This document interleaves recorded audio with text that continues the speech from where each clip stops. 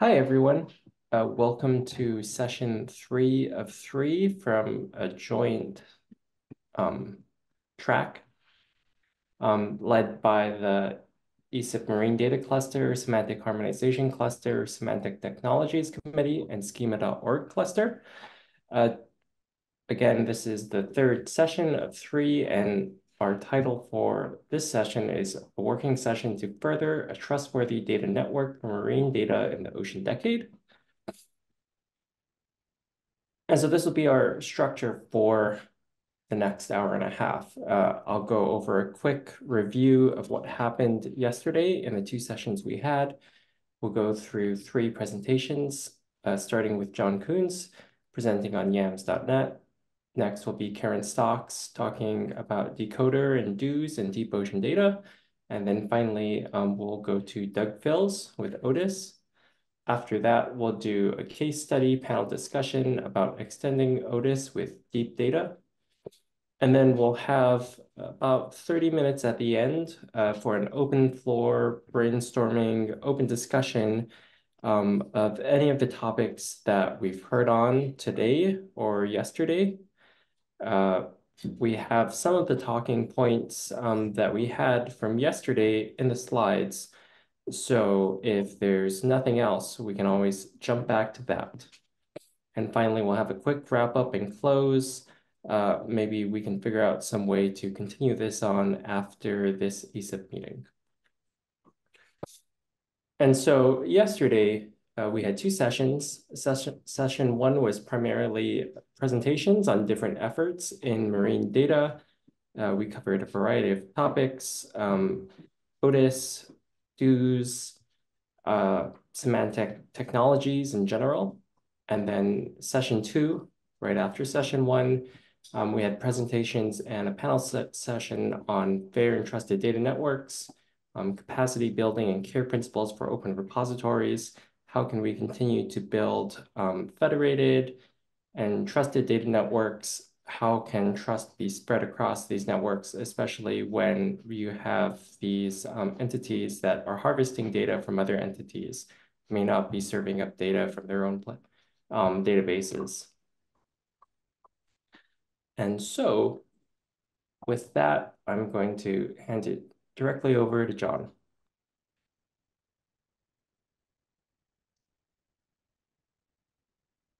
Okay, let's see.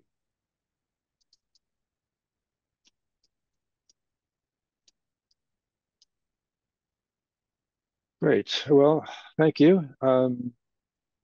Again, I'm John Kunze, a computer scientist who's been working in a very domain agnostic area with libraries, museums, and data centers for 20 years. This presentation is about yams.net, which is an open community-built repository of vocabulary terms. It's not a standard or ontology. Instead, it's an evolving dictionary of terms that people developing ontologies might find useful. Every group project we care about starts with creating working definitions. We create jargon to avoid misunderstandings, screw-ups, wastes of time and money. When computers are involved, large parts of that jargon will be used to name data and metadata, data values, data formats, relationships, as well as pick lists, and even the nouns and verbs making up an API. There may be many alternate competing terms. Are all of them necessary? And who decides?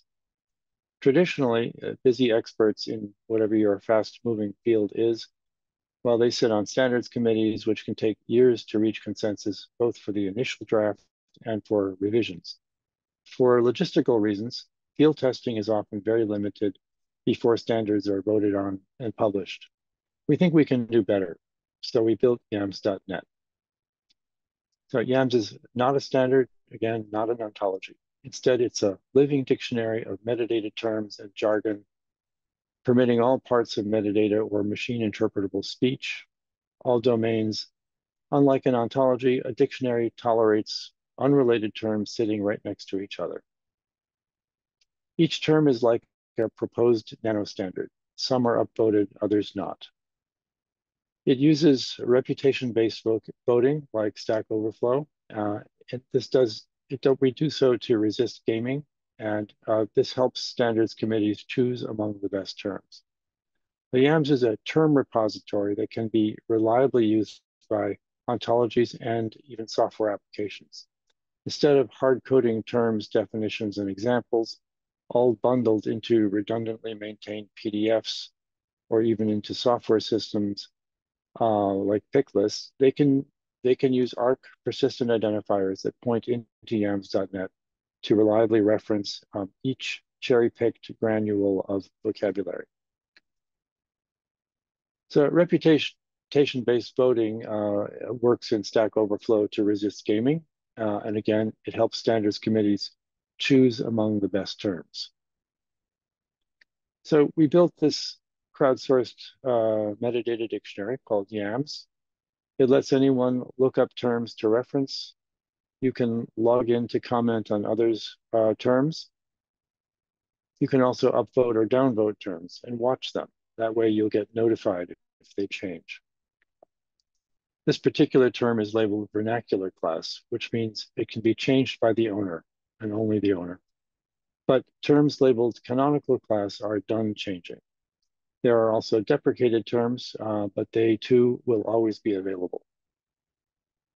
You can add your own term and immediately walk away with an ARC persistent identifier to reference it. And you just log in with your Google credentials. You don't need to create an account.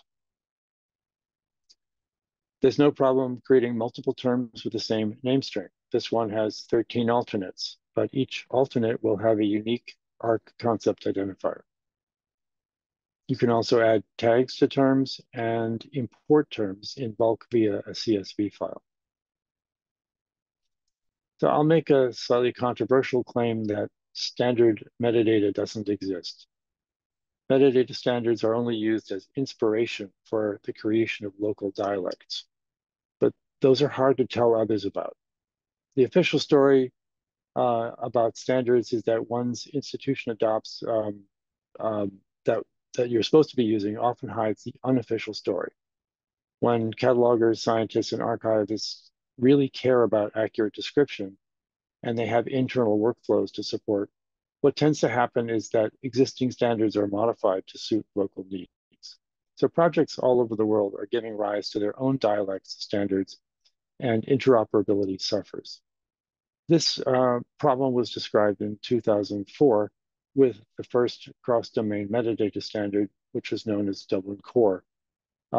This is a standard that would allow they couldn't allow more than 15 elements because the standardization process was so difficult. I participated in that and published that first standard, so I know what I'm talking about. Domain-specific communities liked the Dublin Core and they wanted to add a few elements, but they had to go and create their own vocabularies. The result was this very complicated metadata universe that we inherited. Lots of metadata elements, right? But when we zoom in on any given area, we find with dismay that those aren't elements, but entire vocabularies or ontologies. Inside them, they have lots of conflicting, overlapping elements. Each point is an ontology that is its own island of non-interoperation. It's not just cross-domain vocabularies that spawn dialects, but also narrow domain-specific vocabularies. In cryospheric science, Ruth Stewart helped us with this. There's widespread disagreement on generalized terms, such as glacier and puddle, and on specialized terms, such as frazzle ice. Again, it happens in any domain where object experts care about accurate description in their area of specialization. So YAMS is crowdsourced, but with voting. There are also strong fences in that anyone can add a term, but then they own it completely. No one else can change it. All terms are born in the vernacular. After enough consensus and stability, vernacular terms may become canonical. That means they are much more stable. At some point, most terms will eventually be deprecated, but they'll never go away because history and historical documents don't go away. Depending on your risk tolerance, you may cite a balance of stable canonical terms and evolving vernacular terms, such as the ones controlled by you or your community. Again, every term is born with a unique persistent identifier, which stays with it throughout all of its life stages. So here's a pattern, a usage pattern for working groups. You can imagine you import your group's 300 draft words and definitions, however many there are. Each term gets an arc in YAMS, so you don't have to link inside a PDF with 300 terms buried in it. You can watch and edit the terms, reviewers comment and vote. Then you can cherry pick the final group terms, but the group decides. It's not about voting. They can use the votes to inform their decisions and the comments, etc. Then you can publish your terms linking back into yams.net, where each term, again, is like a nano standard. Individuals, whether in working groups or completely apart from them, they can use YAMS directly. So it's democratic in that all can participate, but weaker terms may not appear very high in the ranked search results. So you can search for terms, find a term you love, great, use it and link to it. Find a term you kind of love, test it out, comment, ask the author for changes. Remember, you can't change it, only the author can change it. So no workable term found. You can instantly add your own term and watch for comments. You can find a word you love, but a definition you hate. You say, I want that word, darn it.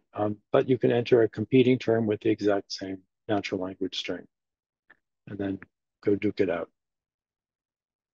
Here's some discipline-specific groups and institutions that have used YAMS to publicize and get feedback about their terms.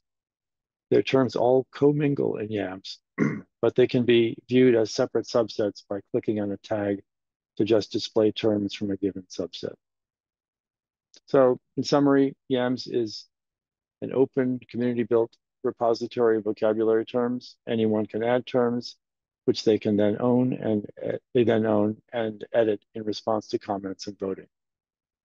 YAMS was built by the same people who published the first metadata standard, Dublin Core, and anyone who has suffered through the standards processes, large and small, should be able to understand how dreadful that process is. A huge chunk of that process is just reaching consensus on basic pairing of terms and definitions. And that's all that YAMS is for. It's like a substrate of a subset of this problem. It's not for rules, about which terms are mandatory, optional, etc. That all takes place outside of YAMS, presumably in a standards body or the working group itself. That's it. Thanks, John. We have time for one question, if anyone has a question.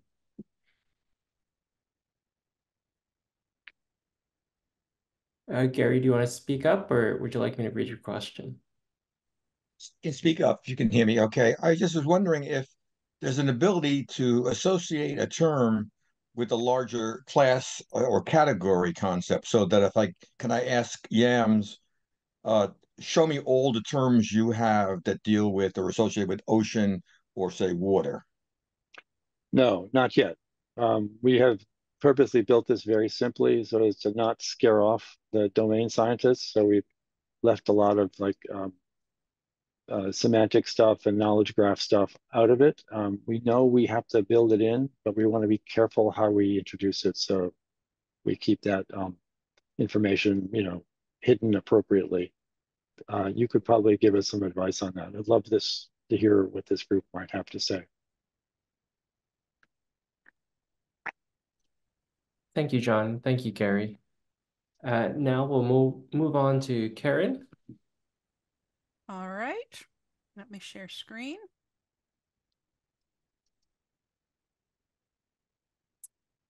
Look good? Gonna assume that's a yes. Yes. Thank you.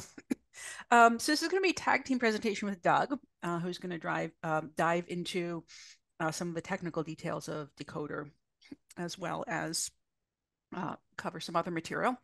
I'm going to briefly introduce the Decoder project It stands for Democratized Cyber Infrastructure for Open Discovery to Enable Research, which does not roll off the tongue. So we will just call it Decoder. This is a group effort. You can see the collaborators listed there. And the goal of Decoder is to expand and extend the EarthCube geocodes framework as a discovery point for data and tools across the geosciences domain. So that is the URL you see there for geocodes. So geocodes is the tool, the resource is the infrastructure. Decoder is the project that's moving it forward. And it is all based on scienceonschema.org. So this should sound very familiar to this group. We're doing similar work to the Otis group and others.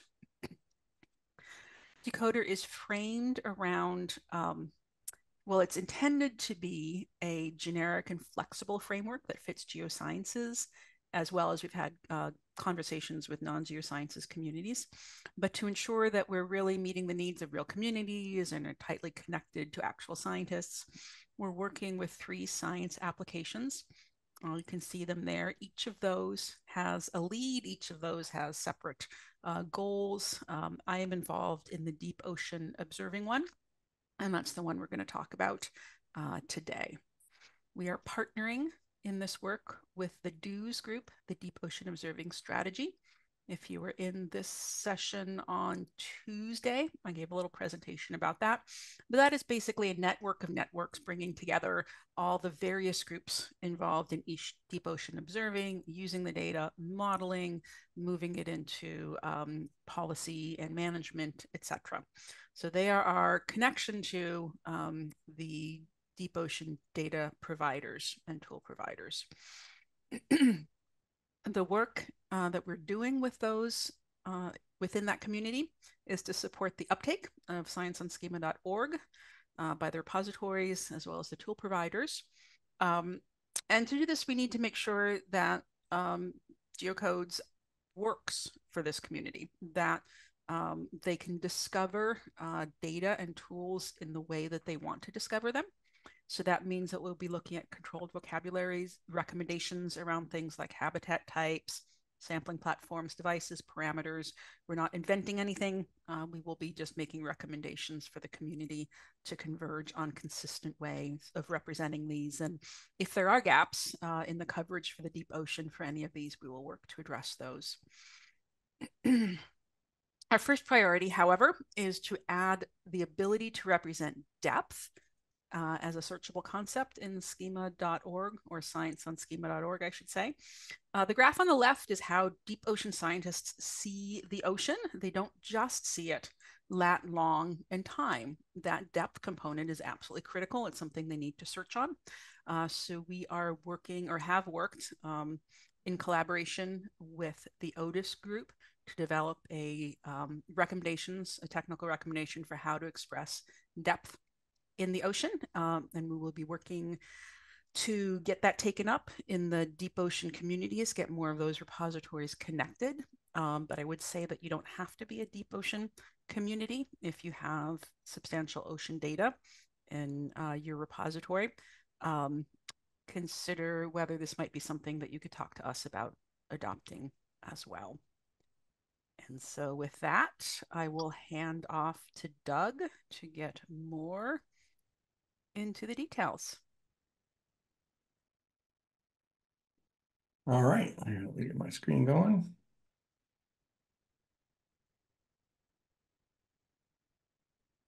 If I could get a positive affirmation that you can see my screen, that'd be wonderful too. Looks good. All right, thank you so much. And thanks, Karen, for that setup. I'm going to talk a little bit about Decoder, about the connection with Otis and Ocean Info Hub, and also touch on the depth aspect as well. I'm not going to full screen here. I've got a few tabs across the top that I wanted to run through, so bear with me. You see my little URL bar above there. So just to kind of set a little bit of context to what we're talking about, right? So DOOS is associated with Decoder, as Karen mentioned, and Decoder is a group that's doing something very analogous to like what Otis and OIH are doing. And in fact, we're using some of the same underlying software packages to do that. But that's not totally relevant because all this is based upon web architecture, both for the publishing and consumption of those resources.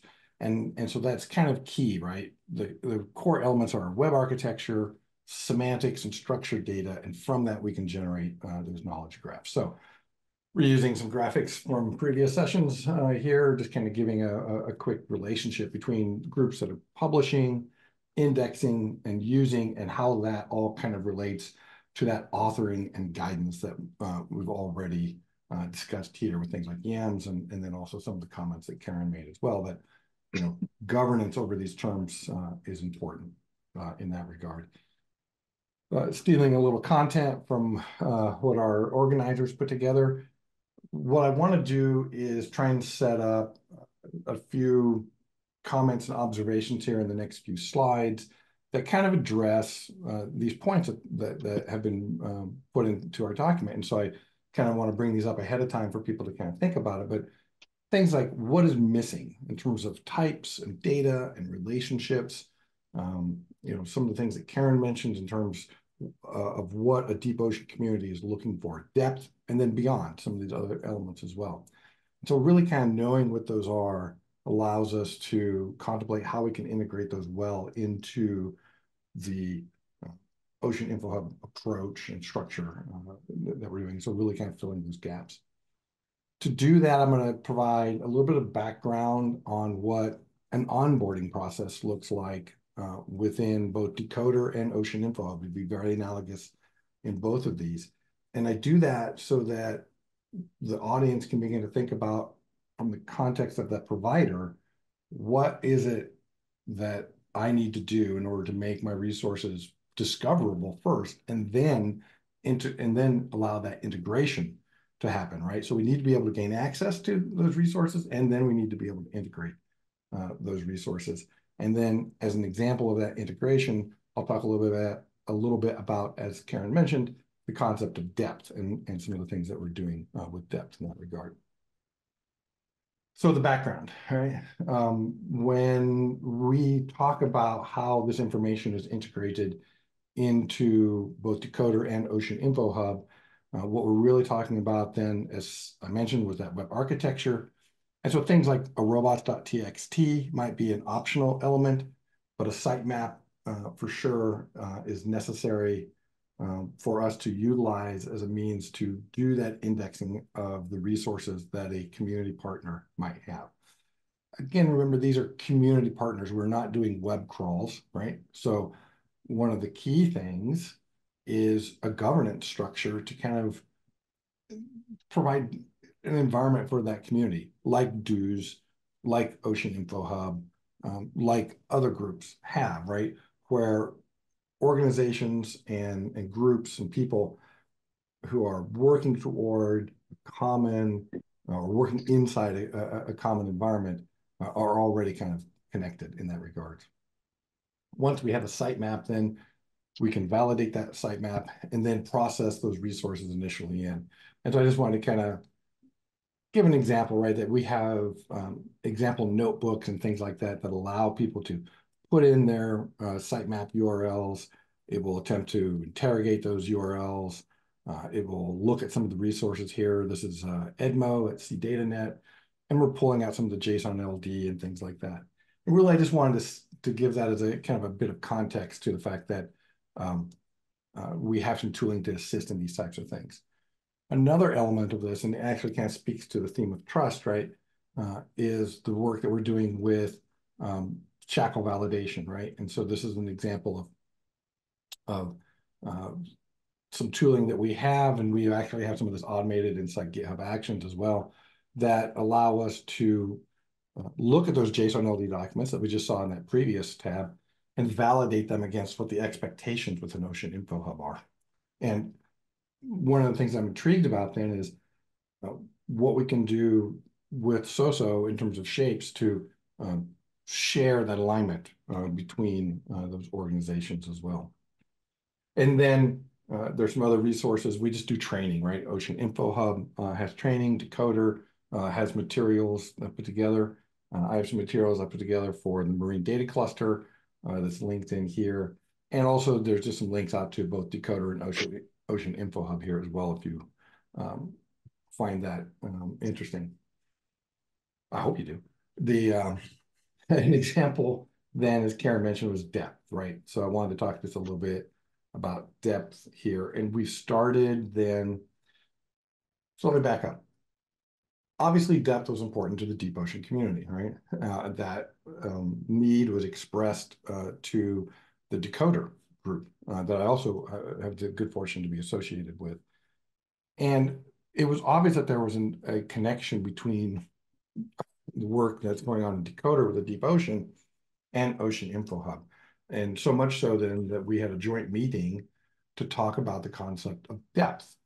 And one of our kind of architectural guidelines is that we're really trying to do this from the scope of schema.org, right? So the question was then, what was a mechanism by which we could approach incorporating depth into schema.org?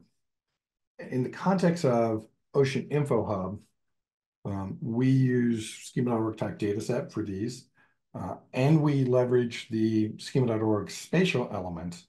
We also promote the use of GeoSparkle as an OGC standard to represent spatial information as well. But not all depth information is simply on a geometry that's associated with it, right? Some of that depth information might be in terms of measurements and elements like that. And so what we did was, and this is an initial draft, is we got together and we discussed how can we do this. We had Adam Shepard there, we had Karen there, myself, Pierre Luigi, and others talking about how would we represent that information? Would that work for the data providers? This is not finalized. This is still something that's in discussion, and I have links to some of the issues on our GitHub repository.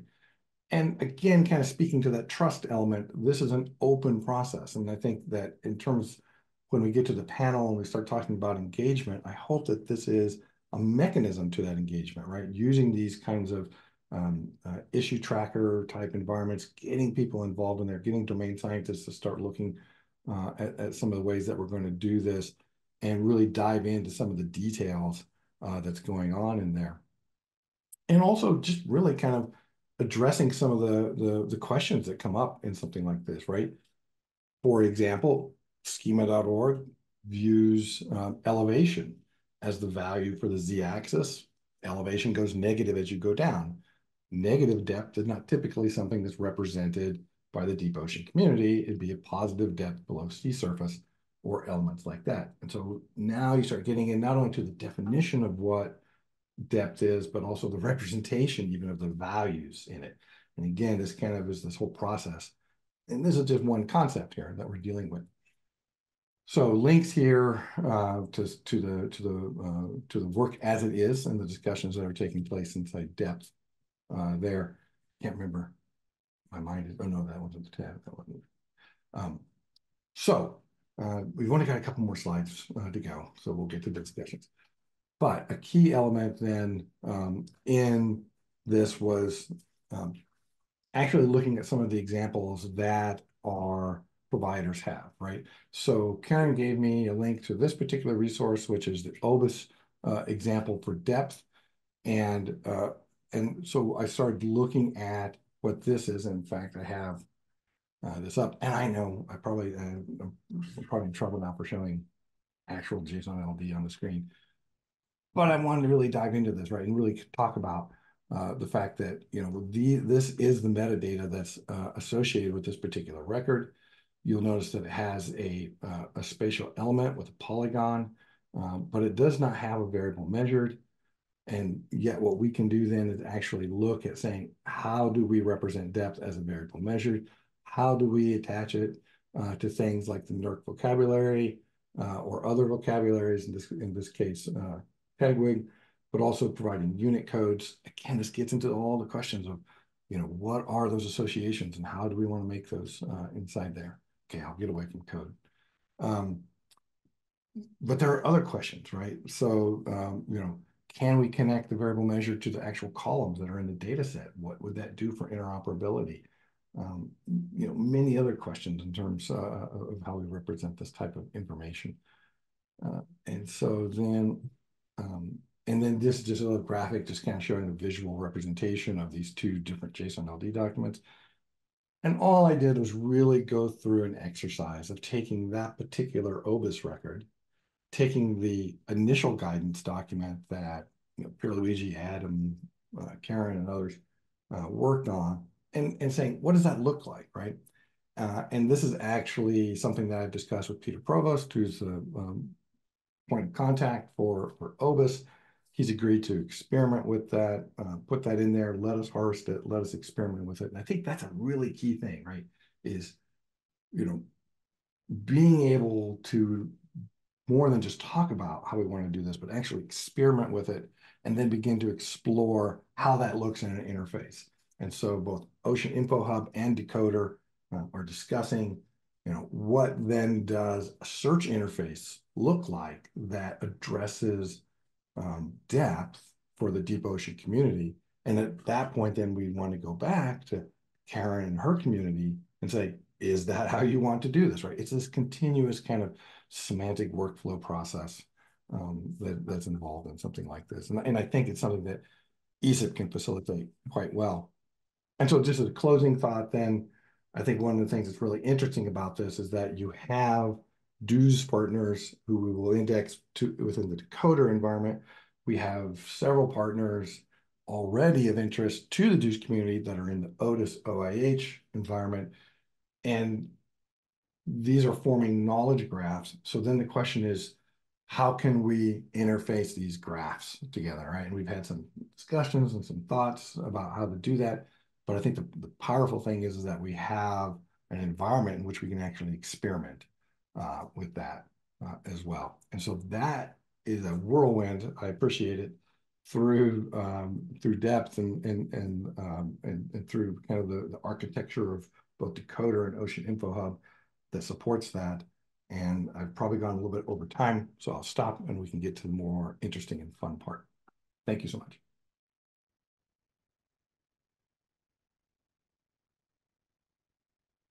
Thank you, John, Karen, Doug.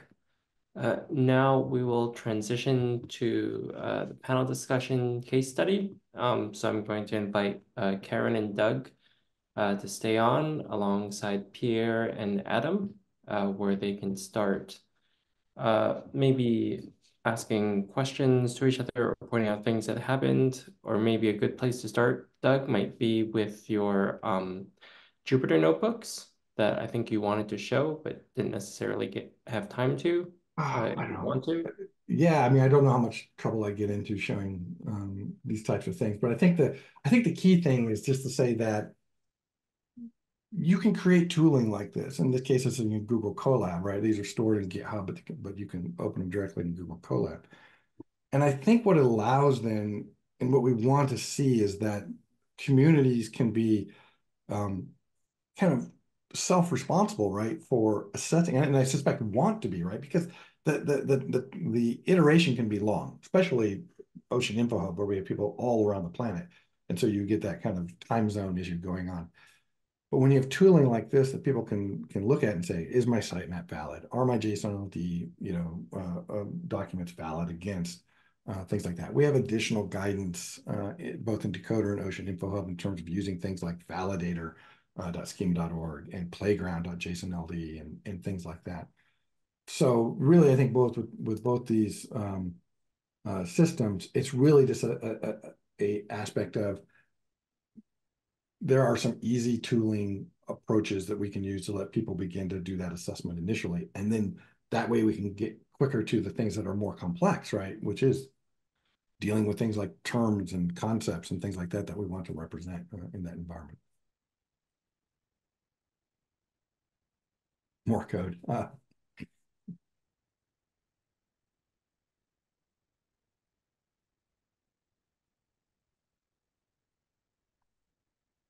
It's like a question just came in from Matt. Oh, with the ERDAP, yeah, and in fact, and Pierluigi, you can probably talk a little bit more about this, but with Kevin O'Brien in the Goose environment, that's the ERDAP ecosystem, I believe, right? And he's working on mechanisms to represent the schema.org JSON LD for those resources. Yeah, can you hear me? My mic's Yes, still can. Yes. right. So It's weird. So my mic looks like it's muted. I think this is what happened last time. Anyway, yeah, exactly. So ERDAP, I mean, Goose is also part of IOC UNESCO, the Global Ocean Observing System. And of course, as this Otis is also part of IODE. Now it's one of its sub-programs. It's of course of high interest to make sure that they're working together. So we talked to Kevin O'Brien. He's also co-chairing the Decade Data Strategy Implementation Group with me. And basically, their system already allows the embedding of schema.org JSON-LD into many of their dataset pages. So we can set up a harvest, and Doug and Kevin are working together on that. What we've noticed is, of course, that there's lots of weirdness inside those because they're auto-generated records, right? Previously, nobody had the, let's say, reason to take a deep dive on them and make sure that everything is looking good. So we found a bunch of things that need to be cleaned up. And now it's just a question of trying to find time and capacity to do that. But our Otis philosophy right now for IODE is just get it on the graph, even if it's not perfect, even if it's a bit, if it's messy, get it there so that we can get a state of things. And that's already useful to people. Again, one of our Jeff McKenna, or one of our other contractors, he went to a GeoBlue Planet meeting in Ghana, and we were just doing a demo and a training with some of the researchers there. And one of them said, I've been looking for this data set for 2 years and I found it in 20 seconds, right, via this federation. And that's the point. Even if it's not perfect, you can help people right now. And that's not just for research, that's for people who have to make pretty tough decisions about their environment. So yeah, Goose is connecting on that. And I think, Adam, one of the things that the ESIP and Otis thing, we were inspired by SOSO for sure. We've sort of diverged from that in some ways, in some capacities, because we need to make decisions in a sense more quickly in order to build this thing, and we work in a different kind of environment in the UN system. So then had a chat with Matt Jones about this too at AGU. How do we reconcile the differences as they emerge? How do we either resolve them or also make them harmless, right? So that it doesn't matter which one you're using. A generic JSON-LD schema.org program will still understand both systems. So that's something that's been bothering me at the back of my head and something I'd like to work on. I don't know if you have ideas, Adam. Yeah, I think it'd be great just for us to get the feedback from Otis since it's such a large program. I mean, it seems obvious to at least have this group take a look at it. I think it might be a nice opportunity for us to sort of refresh and rethink some of the decisions we made since it was somewhat in a vacuum. And I think John Kunze in the YAMS discussion sort of alluded to that paradigm. Yeah, I don't hold our work as sacred. My concern is that people who are joining a federation like Otis should not need to know about SOSO's existence or documents or so. They should just say, okay, how do if I use JSON-LD and schema.org properly, as one would just read those things, I should be interoperable. And I think, Science on Schema hasn't departed drastically from that. It's just sort of saying, okay, let's give some examples and some guidance where schema.org never did, right? And we're doing the same in Otis by giving out, implementation examples. So I think like the thing we just saw with depth that Karen demonstrated, that's one of them, right? There was no guidance previously on how do you actually do this. And then when Peter Provost and others came together, I think we need more of that. And maybe ESIP is the place to look for that. So the audience also, if there's something that you couldn't represent or have questions about representing, this is the time to try in the oceans at least, because then we can get this at the UNESCO level at least endorsed. Like Reina, you mentioned depth below seafloor as opposed to depth below the geodetic datum. That's a good question. I don't know. I don't know if there's like an OGC compliant standard for that or anything. Aaron, would you know? I don't know about OGC. I would have to look whether any of these are in managed controlled vocabularies. I don't know. So I know like NERC definitely has terms for it, but that's just a vocabulary. It's not like a OGC standard which has a full conceptual model and geospatial model behind it. But that's also something to detect. We can say that even if we say, look, in Otis we're going to do it this way because we don't know a better way to do it. And as we improve our links to OGC, we talk to a bunch of them, the folks there. Perhaps they can provide guidance from their working groups too. So it's also an opportunity for us to say at a very high level what we don't know how to do, right? And be very transparent about that. That can help people too. Do we have anyone on the call who's familiar enough with the Darwin Core to know if they include height above bottom, height below bottom data? Well, yeah, I mean, Darwin Core has this measurement, an extended measurement or fact thing, and they have a bunch of terms, but the issue is that they're a biodiversity standards community, right? So it's the wrong place to issue geospatial terminologies. That's another thing also in that cross-domain interoperability framework we're being a little bit cautious about because, I mean, I'm on the board of the GSC with the mixed standard for genomics. And I know I'm the first to say that when we started that, we were not disciplined in sort of handing over the territory to people who knew about, let's say, environmental variables. We just started creating terms because it was a bunch of researchers, right? Not professional standards development. We just needed it. And now we're cleaning that up. We have to, but it's hard because it's already in use. So when it comes to something like depth, I would not look at a biodiversity standards community, maybe for inspiration. But again, if that's not governed by something like OGC, there's no way we can implement that at a UN level.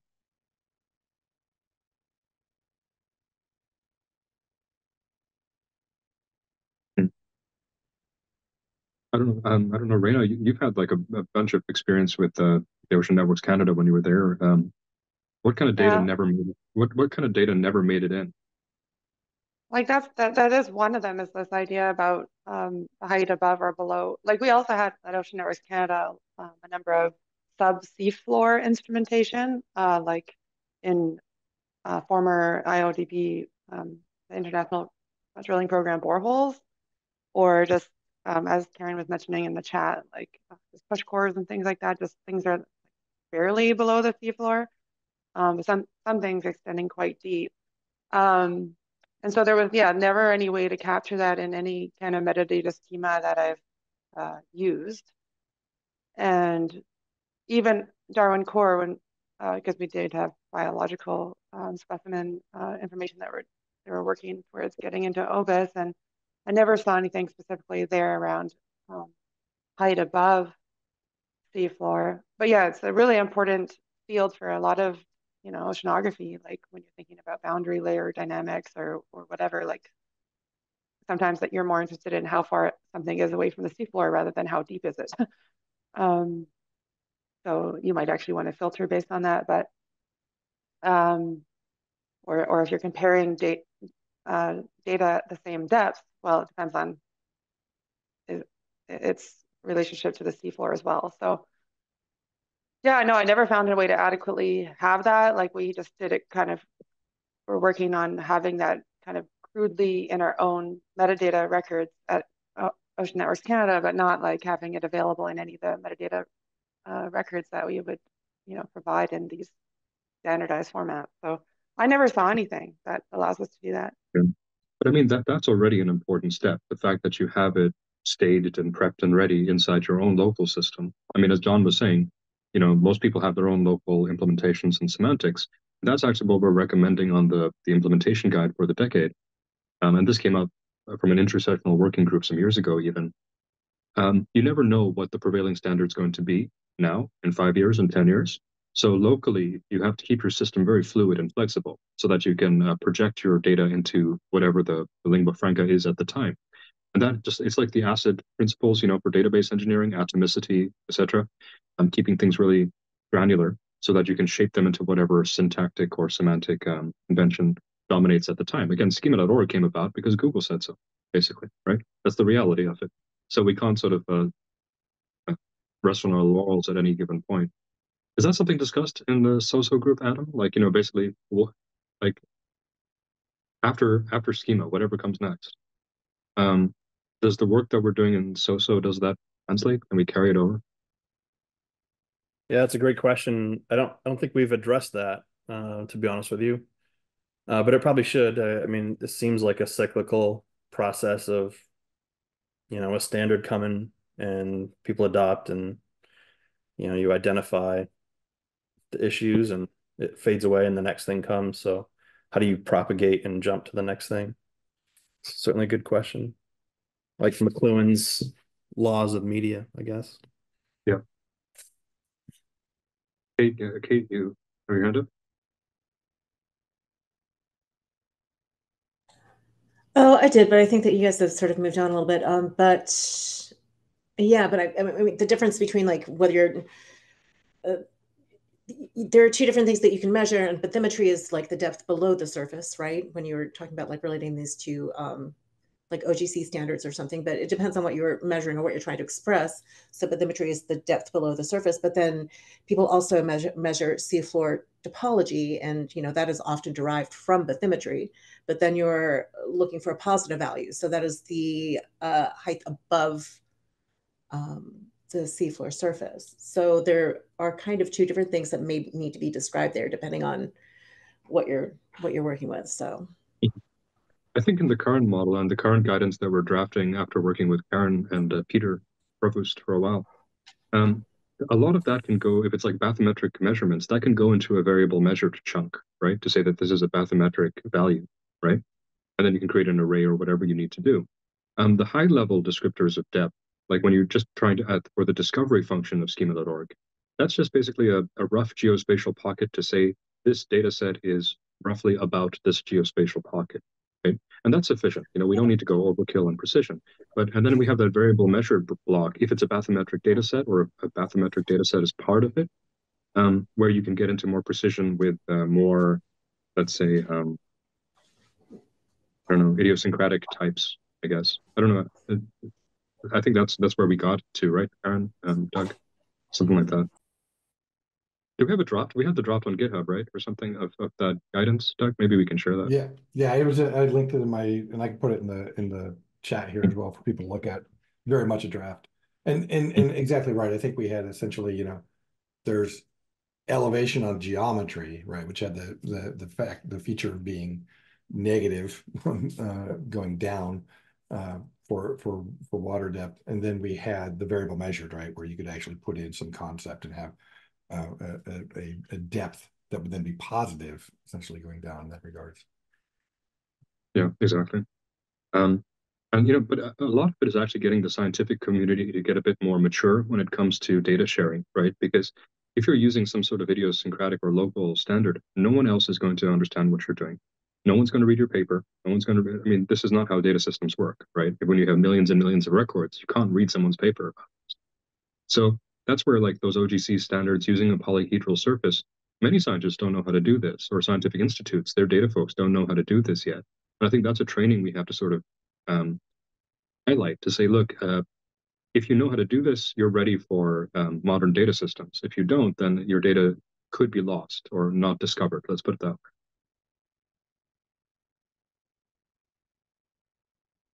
That's a hard sell sometimes because, again, I think the scientific community still expects people to read their papers, which is changing.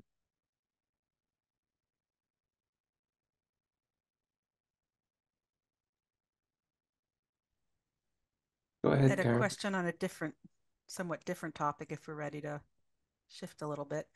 I just wanted to pick, Pierluigi, maybe your brain or anybody else on the call about thoughts for how species identifiers should be handled in the schema.org world. There are a lot of biologists who want to search on a particular taxon of interest. They want, this particular kind of coral is what they care about. And that's something that OBIS is built to support, and it's very good. Of course, there are, I don't know how many species there are, but hundreds of thousands of them. And any given sample, any given record can have hundreds. Does that belong in scienceonschema.org, or is that best left to a specialist repository like OBIS to say, look, if you really want to search on a species name, you go here to do it? I think part of it is you need something generic so that people find the specialist repository, especially in an interdisciplinary world we live in. Not everyone knows to look in OBIS. Even people who do sequence-based stuff, it's only recently that they started caring about GBIF and OBIS. Before everything was INSDC, GenBank, ENA, etc. Right? So I think it's up to the specialist repositories to decide how discoverable they want to be, right? So if you had a data set about 100 species, there's an about property in that you can associate to a creative work like a data set. And you can put in an array with 100 worms IDs, and you're therefore discoverable. If somebody drops in a search for that worms ID or that species name, they will find that data set. If you don't, they won't find that data set if they're looking at a generic vector, right? So I think it's worth putting it into things like about if it's a data set, or alternatively, you can create an index on each taxon. So after the work of bioschemas, there's a schema.org type called taxon, and places like OBIS or Ocean Census or some of these large biodiscovery programs could create a metadata entry for each taxon that they're interested in, linking off to all the data sets that they have about that taxon. That's probably more efficient because you don't have to bundle all of that into one JSON LD document. You can say, okay, for taxon X, if you hit that, there is an about, or I can link off to the data sets via an API call, right? So I drop in a URL into one of the properties that does a live search right now in the system to see what that specialist repository has. And then that's beautiful, so even if you've never heard of it before, you don't need to read their documentation. You get taken right to the results page. Doug, I think we should write that down. That sounds like a good idea. We should do this. This is a working session. My pen.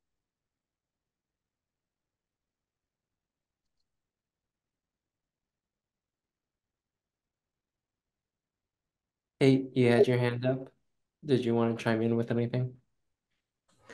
Yeah, I was just going to say that individual species sometimes change classifications actually pretty regularly, or change or re-taxonomized, right? So that can be very variable, and that's probably best to, I would say, leave up to specialist repositories who handle that sort of thing, like worms and so forth, and obis.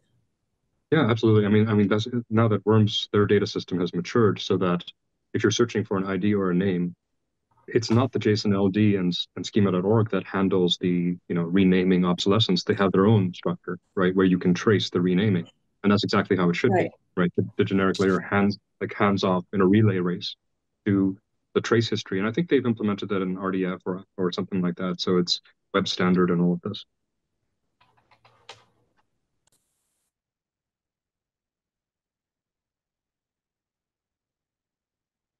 But again, using things like worms, that's exactly why people should use things like worms as opposed to colloquial names, because those things will just disappear.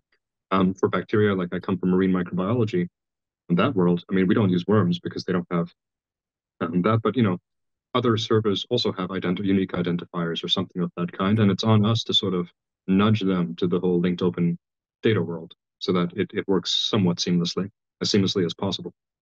But as Doug said, the key thing about all of this, and I think that was the spirit of SOSO too when it started, is it doesn't matter what the repository architecture is or the data set or the tooling, what it does, because they're all spitting out standard formats of data and metadata on the web.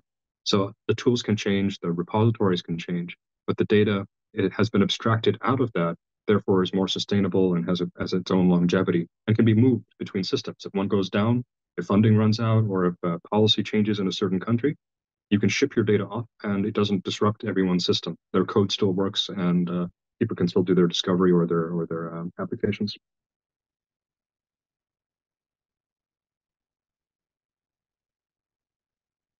So, I mean, anything else from like the audience of the things?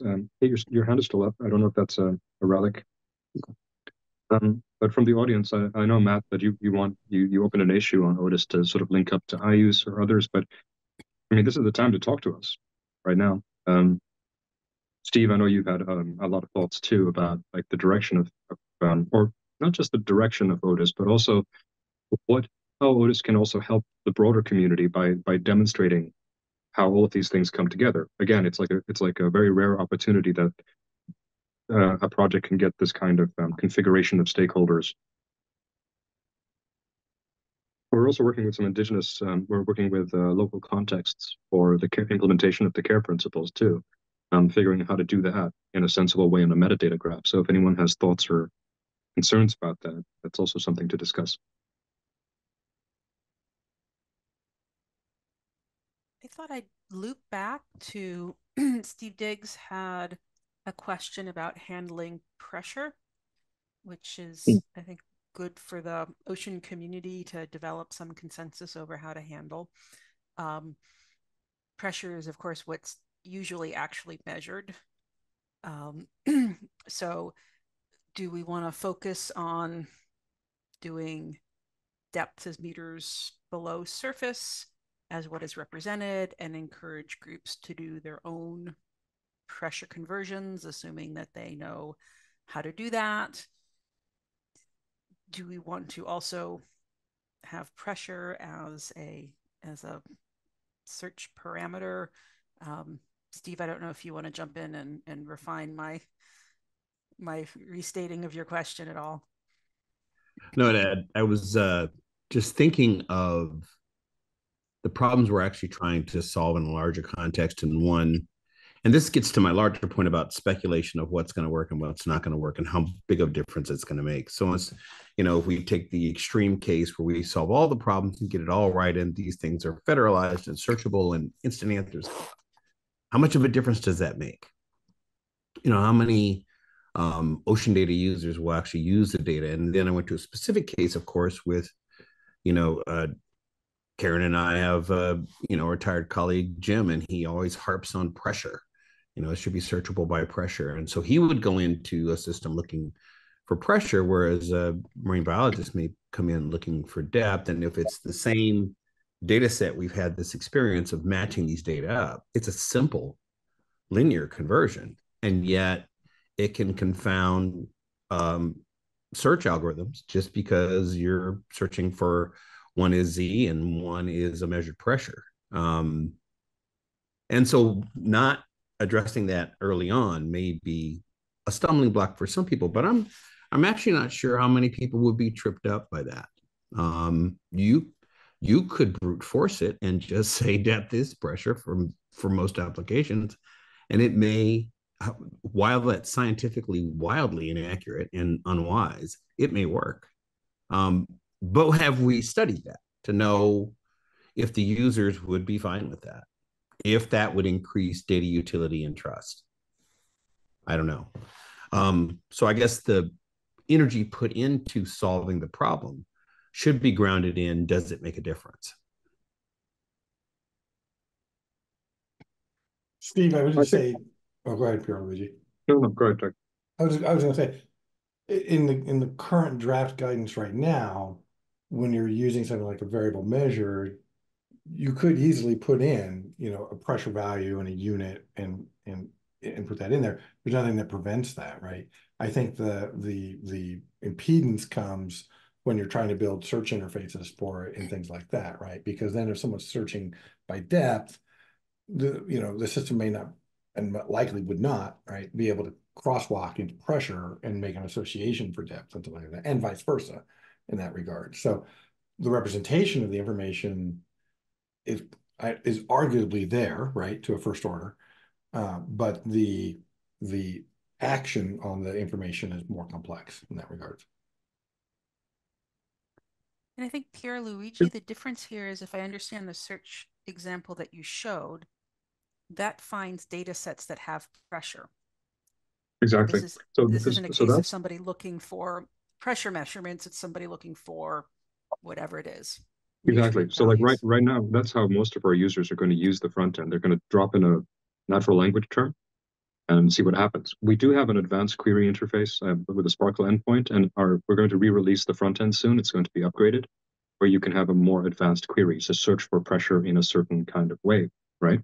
But what I'm hearing also is that this could be a secondary use of a knowledge graph like Otis. Again, because we're not being prescriptive of what people share. If people want to do a conversion and put it into a depth value, they can do that, right? But we could create some sort of function or like a utility on top of that, that if it ever detects pressure in a variable measured slot and there are values in there that it can work with, it can do a quick auto conversion, right? And sort of just map out things that may be at a certain depth. It's probabilistic, but it could work, and vice versa. So if we take the water depth value inside all of the data sets, if it's a simple linear conversion, it can also be, get me all data sets at this pressure value, and you can back calculate it from people's depth values. Right? So that's a really interesting function. I think that's also worth creating maybe an issue for that or something on Otis, because that's relatively easy. If we have a certain depth geolocation, we could either see what other data sets have actual measurements of pressure near that and infer it, or do a mathematical conversion and see if they agree. And that could be like again, a secondary use of this graph. So the graph just is there. And the more standardized people do that, the better represented their data sets would be in alternative functions that come from converters or something of that kind. That's exciting, because that's exactly, as the concentration of data and the improvement in structure and semantics increases, the more we can do with it to patch gaps and find new search vectors that weren't there before, right? So that's quite cool. I like that. I really like that. We know one of the big mismatches. I mean, there's a big corpus of data out there from XBTs, and of course, XBTs are missing salinities, and so you would have a very hard time converting between depth from XBTs to pressures with Argo because you're missing salinity, and so that gets in the way. But that's a sort of a domain knowledge kind of deal where you're saying, well, we have all these data sets we want to put together, but we're missing an element. And so if we go with one, it's going to be exclusive. If we go with pressure for the other, it's going to be exclusive. But maybe, again, maybe it doesn't matter. You know, we're talking about solving problems in one sense, but we're also talking about solving the problem of interoperability in a functional sense and getting a sense of how many users would actually benefit from our efforts. But I go back to saying, like, this is an application of people going towards better interoperability, even just at the metadata level. You can do a lot of this stuff. And that would be like a project one could write on top of Otis to say we're going to create. And it's not just if it finds a gap and there's no data available, it can use a service to patch that, like the World Ocean Database, to grab a salinity value, right? The World Ocean Database is plugged into Otis too. It's new, like, cloud-based XAR stuff, right? So you could probably infer it's not just data sets that are shared through Otis. We'll soon have like modules for services and software and tools and digital twins and all that sort of stuff, right? So even if you can't find what you're looking for, maybe you can query and say, hey, does anybody have a tool that works in this region and can give me a pressure value interpolation? You might be able to do that actually from the descriptors. Rena, I see your hand. Yeah, I mean, I'm thinking all kinds of things about this. I think it would be kind of difficult to do. I mean, you could come up with a way of doing things. Everything would be having its, like, there's nothing completely accurate. Like, one thing I'm thinking about is, like, you might have a data set and you say your depth range, like you have a depth that's not one discrete depth. It might be a range of depths and latitude, longitude range as well. And so then if you're using like the TOS10 formula to go from pressure to depth, well, what do you have to, I guess, use it at every of your like discrete points of your polygon, I guess, to figure out what would be the equivalent pressure. And I don't know, I think it works easily in some cases, and I think in some cases it becomes difficult, depending on like your shape of your data set boundaries, or is it multiple discrete points and things. So I think that conversion between depth and pressure is doable, but you'd have to come up with a lot of like systematic ways of dealing with different cases. And that's where I also think, like, it's at the tooling level, like the application level, that would best serve that, because you can also have a consistent error if you do have an error, right? And at least it's known. But again, it's like a question of what you're using this graph for. Our primary purpose was to make things discoverable at this stage. When it comes to accuracy and whether you trust that for scientific calculations is another question.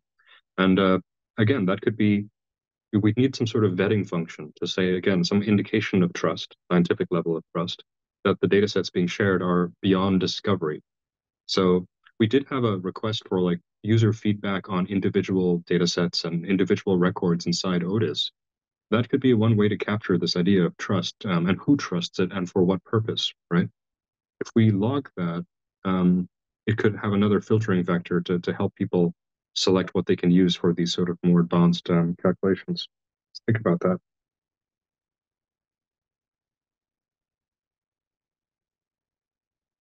So I mean, like Doug, like on the implementation level, for example, if somebody was using Otis and they found some data sets and they really liked them, I mean, the sort of point and click thumbs up thing on a web interface, I just don't think it's going to hack it really, right? But some way of saying, yeah, let's say we were doing some group grabbed a bunch of records, they filtered them and they used some that they thought were really high quality. If there's a way that they can communicate that back to IODE, and we would create a sort of like a graph filter, another graph that basically just filters the original Otis graph for things that have been used repeated times by different stakeholders. I mean, that's quite complex. That's certainly nothing we can do in this OIH grant.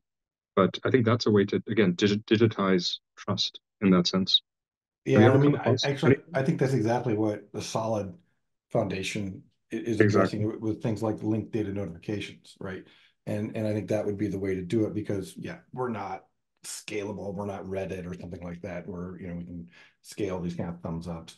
But if someone actually wants to report back a use as a, RDF data packet aligned with that LDN approach, that's something we can store, right? That's something we can, put in an archive and express and have be long term. And I put this a comment, in the chat too, that this concept of these release graphs that we're working towards, I think really helps or may help, right, with some of the discussions that are going on with depth and pressure, because what it allows people to do is pull down the ocean or the Otis knowledge graph and work with it locally, explore these types of things, test out conversions of depth and pressure and things like that, and not have to be reliant upon our triple storage and our architecture in order to do that.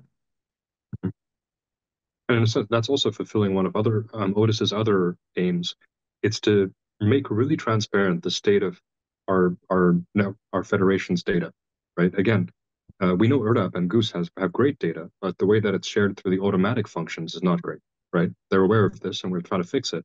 But making that sort of back end transparency reality, it will help. It will apply like a positive pressure on people because again, we're always beholden to the people who look at our front end stuff, our fancy maps and our search interfaces. And in the meantime, a lot of the back end technology is being hurt.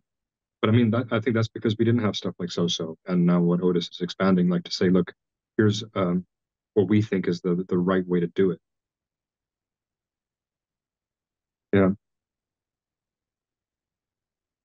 But that's, I mean, those release graphs are going to be cool because that's also where the data science comes in. That's like an object of research. So it took us a long time to build Otis. I mean, it's a small miracle that it actually started working at the scale that it's working, and that the member states have signed off on it, and the National Oceanographic Data Centers are many of them are getting on board.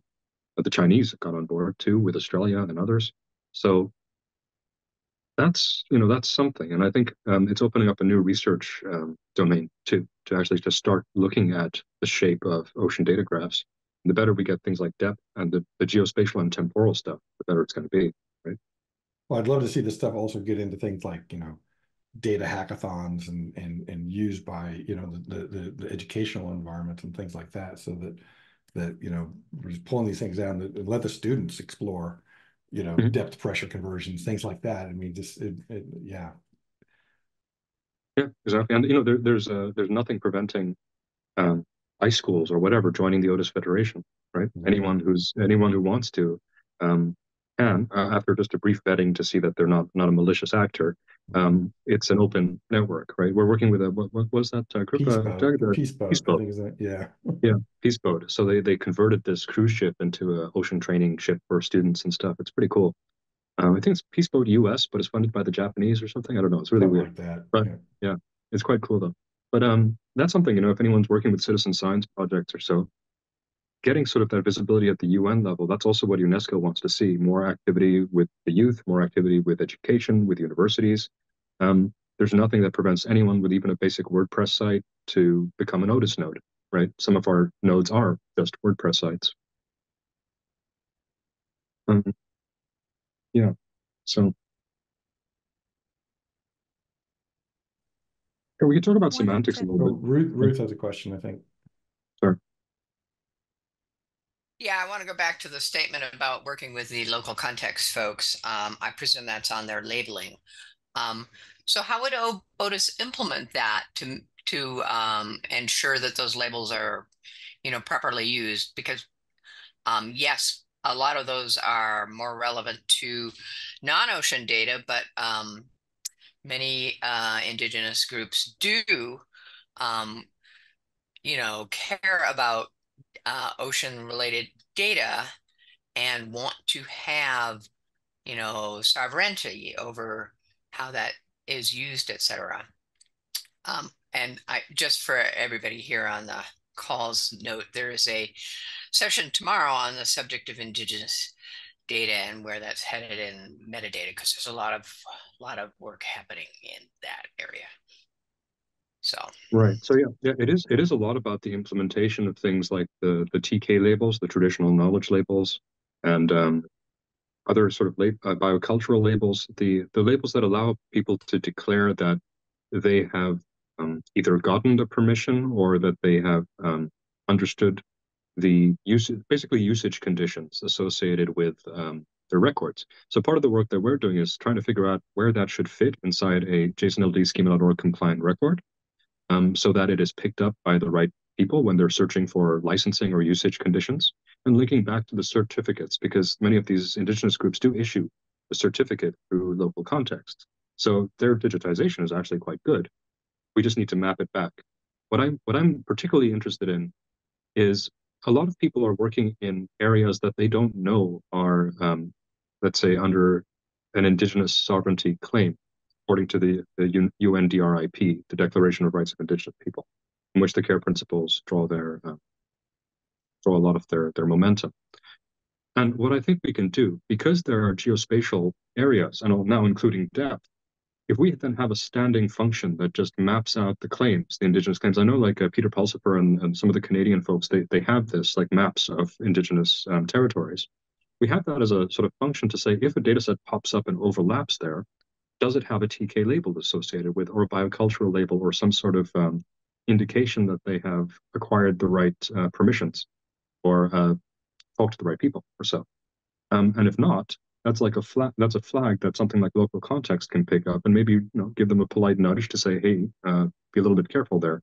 Our Pacific stakeholders, like the Pacific Data Hub, they were very interested in a similar function, because many European or US or Australian projects are generating data in the territorial waters of a small island developing state, and that state never knows about that data. But now with Otis, they can pick it up and say, hey, look, it's there. So I think those implementation things are the main things we're looking at. If you have any other ideas, Ruth, or any other, like, let's say, priority areas, we can see if we can do it in that same effort.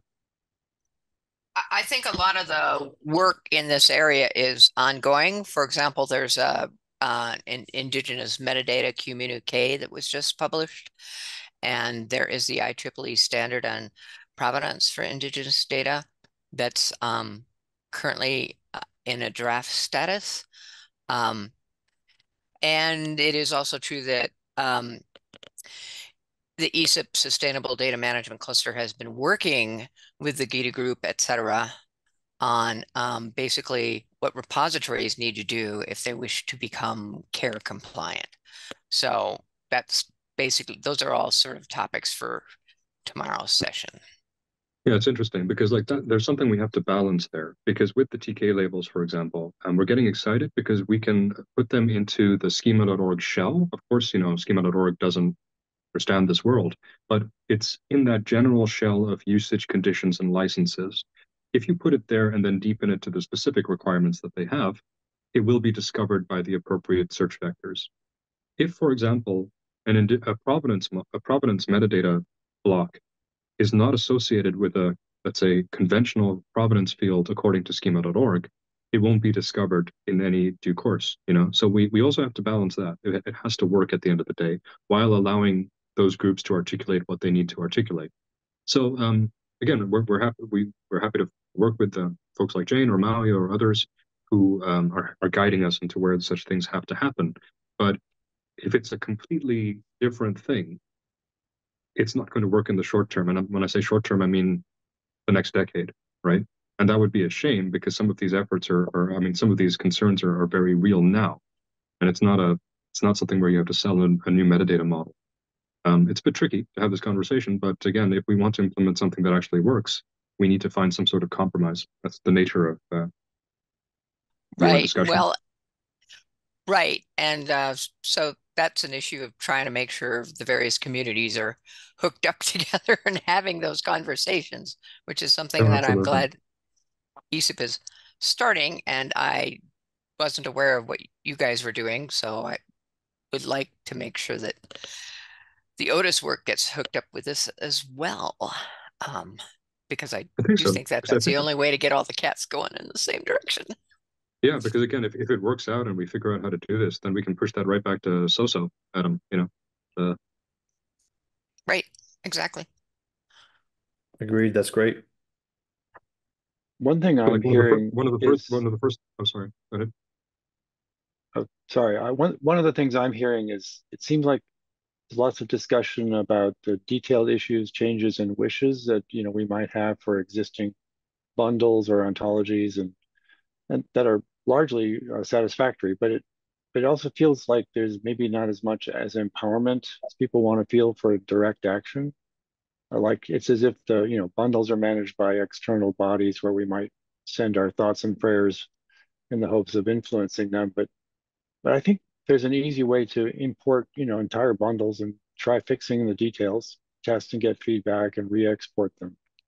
And I think that's what I think YAMS is for, really. And I think in a way, scientists are basically doing their own thing anyway. They just don't have a way of talking about them. And I think this community might be able to take, YAMS, import these bundles, fix them, re-export them, and say, this is our idealized bundle, and that's what we're going forward with. And then once you got that, you're already doing that anyway. So then work on lobbying for these external bodies to accept changes and do so with a lot more credibility and feedback because you got this existing, body of practice. So that's a thought, incomplete, but wonder if that resonates. When you say a bundle of, you mean a bundle of, in the YAMS context, like terms and definitions, and is that what you mean? Well, a standard is a bundle. An ontology is a bundle, and we're often talking about, okay, this is largely working, but there's a problem with depth over here and a problem with pressure over here, and really there's this thing, this is 2% are causing problems, but we feel a little bit, I think we feel not so empowered to change these things because we have to lobby these external bodies for our fixes and then wait and wonder if they'll. That's what I mean by bundles, standards. Yeah. Yeah, I mean, all of those things have a function, right? Because there's a reason you don't empower the general population to build electrical systems, for example, right? But at the same time, people want to experiment. But again, what we recommended inside our World Fair and CDIF work is that you can always nest it. You can always nest a more specific bundle within something that's generic. And schema.org tried to be as generic and as loose as possible. And for me, like at the beginning of Otis, it absolutely kills me to use schema.org because I'm a hardcore ontology person, right? And these things aren't, logically compliant or anything. But I saw the point of why it's like that. It's designed like that on purpose. So again, like we discussed in the chat, John, I think we can allow those communities to build whatever bundle they need. And if systems like YAMS, because they issue ARCs and identifiers on the web, it's so easy to plug that into the generic shell inside schema.org. And again, we can monitor that as the graph grows. As Doug mentioned, we have these release graphs going on and on, right? So if those sort of gain momentum and those ARCs are used more and more, and it grows in a community, that's, as you say, it's a basis to say, look, this is ready for change. And those be integrated into some of these, let's say, more tightly governed groups of terms or semantics or so. So I think it's a process that we need to map out there, how that would go about. And I think, as I said, that guidance would be really useful for a lot of these UN vocabularies, which are published in PDFs, right? So we can't do much with them. And then, they have to find some contractor to put them into SCOS, and it's weird, right? So we could just get them to work right away in something like YAMS. It could just simplify things and speed up important work.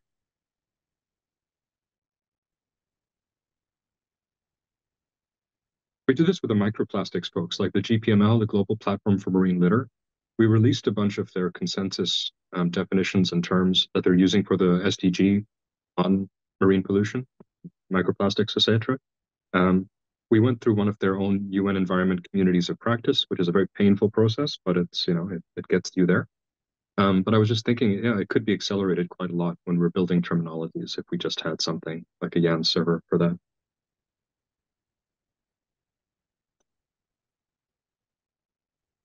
Ruth, your hand is still Right. up. YAMS would not be it wouldn't be an end goal. It's a tool for really creating change. And yeah. Exactly. It's a tool, but it's generating a traceable development path. You can go back and say, how did that happen? And that provenance thing is really important for trust building, and especially when you start getting towards things like legal issues when it comes to some of these data sets. I think all provenance is generally, Doug, I don't know what your last check was, but provenance is still quite weak, right? Over most of our Otis nodes. Some have good provenance, but many don't really track where their data sets came from, or it's not really them, it's often the people who submitted to them. They often don't put in a very clear flow of events that led to a data set, right? Correct. Yeah. I don't know, Adam, is that something you came across in SOSO too, like with provenance and tracking who did what to a data set and when? Yeah, it was something that was brought up by, I think, Matt Jones in particular, that wanted to model some provenance. I just don't think we got that far. But certainly it'd be useful. I don't know Yeah. I think if I remember correctly, we were talking about using the prov ontology, and I think there was debate about whether we should stick in schema.org or allow others. I'm not sure, honestly, but we didn't get very far. Yeah, we had a discussion. I think we have a stub documentation page for that too. And the prov model is, and the provo ontology, they're W3C standards, and they're good, right? I mean, they're minimal, but they're very good. At the same time, there are schema.org properties right now, like creator or author or publisher, which basically also map to the prov entity, what agent activity, whatever it was, right? So I think that's more or less it. We just have to create a trace, because you can extract prov graphs from existing schema.org JSON-LD graphs, right? You just have to map the right properties to the right slots in prov, and you have a prov model, right? But if you need to say something more complex, you probably then nest in prov triples or whatever you want to call them, right? Subgraphs. Doug, is that where we got to? I think that's where we got to, right? Yeah, I mean, we maintain W3C prov for our own internal activities, like the harvesting and the validations and things like that. But we don't expose that. We really use it internally. And then the guidance that we have for the partners is leveraging, as you say, the schema.org types and properties that represent provenance, concepts. And that's the only thing that we pass along inside the graphs. And that's where it is somewhat weak in terms of what we have people providing to us. I think it's a situation though, if we can begin to show its utility and things like that, then the people might start putting some effort into populating it. But I think they don't populate it because they don't see the value of it right now, bluntly. I do recall the citation property on dataset as being the place to reference other resources than that particular one as things that were either used or cited. So it's very loose, and it's hard to specify how that, other data set might have been used. So anyway, I recall that, and I think DataCite is using the citation property of schema.org in their own schema.org records for data sets to reference, a data set that was right. That's more document lineage than it is activity provenance, though, right? I mean, yeah. That's more like a C also, the schema.org citation, as opposed to lineage.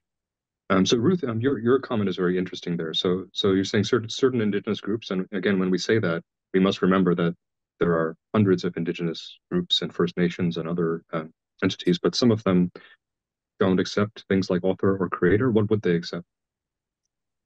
They have their own terms, and they may actually vary by community. And yes, you're right. It's not hundreds. It's actually thousands, like 5,000 different ones. But anyway, worldwide.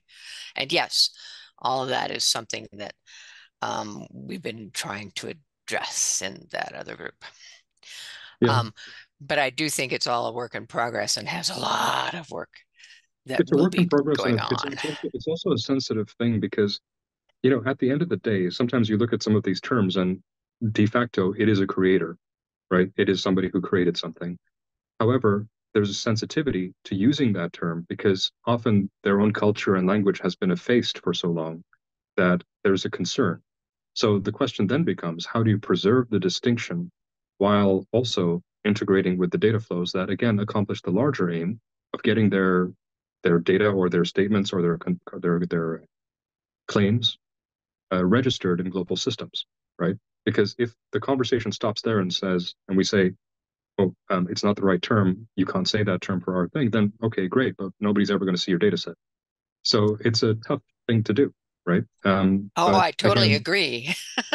Which is why getting all the players together to sort of, help, I think yeah, is a good idea, which is why I think, ESIP has been working with these exactly. groups. And I think the compromise has to come from one of those groups who's willing to go halfway and say that, okay, yes, it does actually work for us. And if we do it right, I mean, if it works for them, then other First Nations and Indigenous groups will be more trusting of them than they will be of, let's say, a UN system or a US system or a European system, right?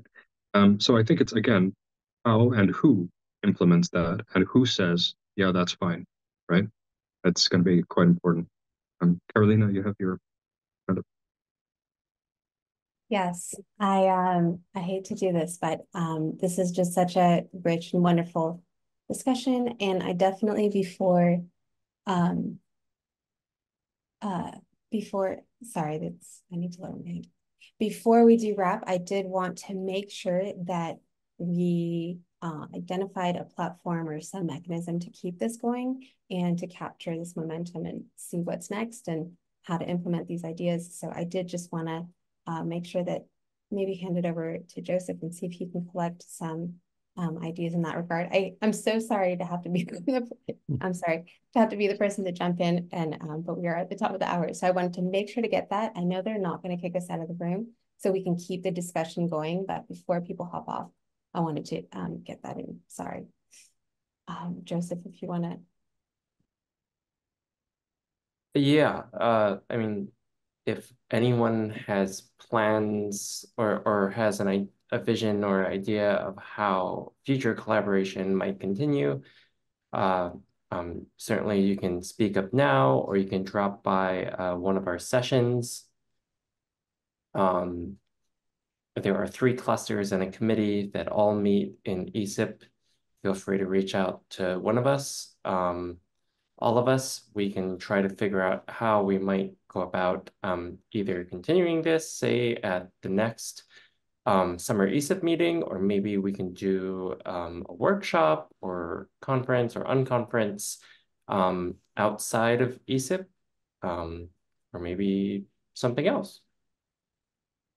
And for us in Otis, like if it's not on our tracker, we don't see it, right? And in a sense, we see it, of course, but we can't prioritize it. But I think there are certain things like the CMEX vocabulary. I think we can bridge that to, for example, the YAMS term bundles, right? And those are things that I think we can get into Otis recommendations from the UNESCO level quite quickly, because they fulfill many needs and the technology is mature. I mean, again, the indigenous data concerns, Ruth, those are things that even as an issue, just to raise them coming out of ESIP, if we can like cross-link our trackers on GitHub for this, that would be really, really good, so that we know what's on the radar there and we can integrate it into the work with local contexts. Same thing with biological data, the taxon types story, how to actually model that. If those concerns are raised on our tracker, we can certainly do something about it. The Ocean Info Hub project that's funding Doug and it's funding Jeff McKenna, the contractor, that's ending in June. Otis continues because now the member states have taken it on as a sub-program of IODE. And so we will be looking for money to continue the work, and there is some money that's provided by the member states to keep it going. So, getting it on that radar will help us decide if we can, or when we can rather, put these sort of concerns in. So that I think is the best way to do it. In ESIP, I think that, it's useful to actually have unconferences or little discussion groups like this to figure out how to concentrate those requests into a few clear issues that can be implemented in the short to midterm. That's far more likely to actually get done, right?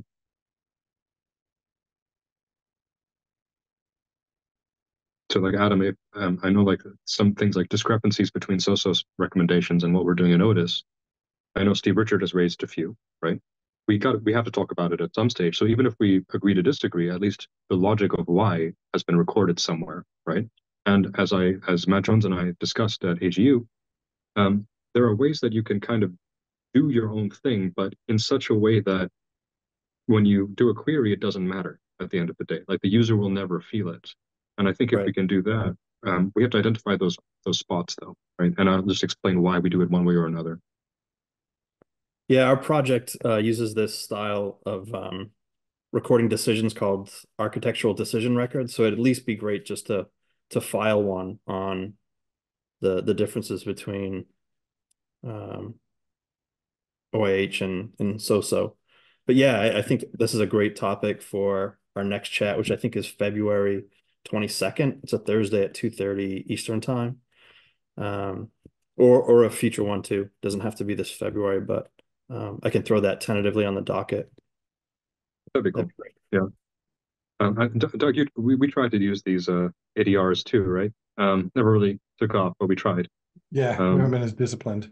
Yeah, I mean the thing is like things are move very quickly sometimes in the UNESCO world, and sometimes very slowly, sometimes at the same time. So we couldn't use the processes we thought we would, but our team is nimble enough to keep it going. Again, keep in mind Otis is delivering at an order of magnitude more than we anticipated with the same amount of people, right? So it's a bit of a stretch. But there we go. It's cool stuff. But for the marine data cluster, I think the main thing is seeing what kind of things we can connect to Otis. I know like Matt if we connect IUSE, that's a great example. It helps us shape up our documentation so people can figure it out by themselves. If there's anything else, like people who develop tools or want to share their some data sets on a local server, there are ways to do all of that. For biological data, I think that since Opus is an Otis node, we're already really like far in that. So the question is like with the Darwin core stuff, how much of that can we harmonize with generic schema.org and how much can we nest as additional variables? That's something there. Semantic harmonization, it's always valuable because the more we do that, like if we manage to do this with that CMEX to Envo to whatever else, then it can be a clear recommendation from us in terms of the IODE strategy to say, yes, please do use semantic resources, but look for those that have gone through the harmonization process. That again was, we went through an ESIP and we figured that out with the cryosphere terms that Ruth developed there. So, each cluster has a thing to say. So of course, discovery, hazards and disasters, that's a big thing for the UNDRR, disaster reduction folks, where the tsunami watch folks, there's a network in the UN for this UN Ocean. They definitely want that sort of capability to talk about marine disasters, natural hazards, and man-made at the same time. Yeah, so there's a lot of scope. And if any of you feel like you have the expertise or resources you want to connect or expertise to guide this process, don't be intimidated by the fact that this is a UN process. It's Doug, it's myself, it's, we're here, we're, here late at night in Europe drinking water, water to keep it up. So, you can talk to us and influence the way that the UN moves for this short time while we're there and they haven't figured out who we are yet.